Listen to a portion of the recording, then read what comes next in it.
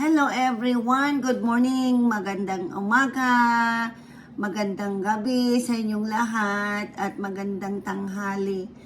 Okay, so dito sa Canada ay season na naman ng cherry. Ayan, cherry po.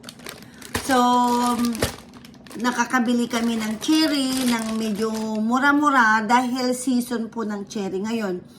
So ang ginagawa ko mga kaibigan, alam niyo yung duhat diyan sa Pilipinas, yung duhat na dark ang kulay, yung kinukulog natin pag pag nabibili natin, kinukulog natin with salt. So ngayon, ang ginagawa ko, ganun din ang ginawa ko na parang duhat.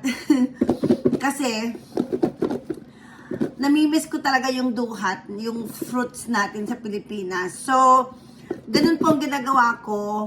Every time na nakakabili kami ng cherry, ay ginagawa ko po yung parang duhat. Ayan o. So, nilagyan ko kunti ng salt. Ayan. So, nilagyan ko ng kunting salt, mga kaibigan. So, i-shake natin. Shake lang. Po yung ikalalabasan niya. Ayan, medyo nag-soft siya.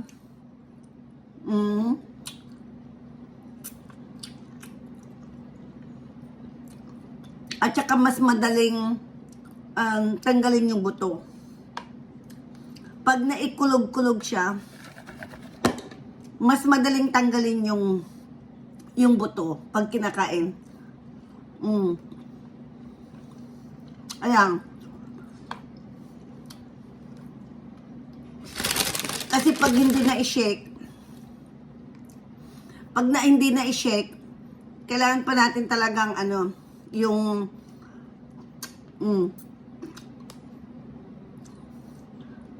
dumikit kasi yung laman sa niya, sa buto niya. So, unless dito na, sa nakulog natin, tignan nyo, pag kinain ko,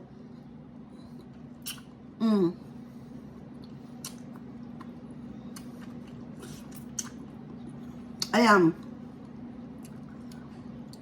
matatanggal na kaagad yung buto. Kapag hindi nakulog, pag kinagat mo,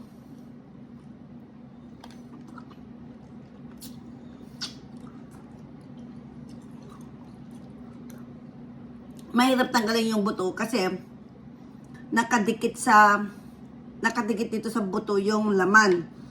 Kasi pag nakulog-kulog siya, pag kinagat mo, kusa na lang na lalabas yung buto niya.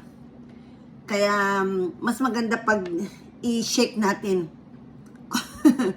So yun lang ang aking ma-share sa oras na ito tungkol sa mga mahilig na kumakain ng cherry dito sa Canada o sa ibang bansa. Ganito po ang gagawin ninyo. Ilagyan nyo ng kunting asin and then shake natin siya para mas mabilis kainin. Pero depende sa sa taste ninyo. Kasi yung iba ayaw nila ng nilalagyan ng asin. Pwede namang huwag lagyan ng asin.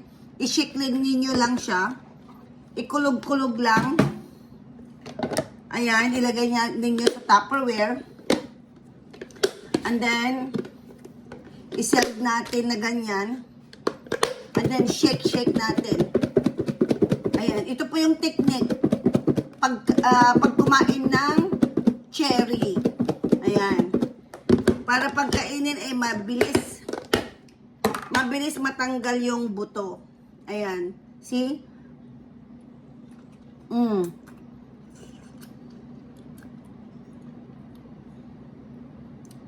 Tanggal kaagad yung buto. Okay mga kaibigan, thank you for watching. Bye!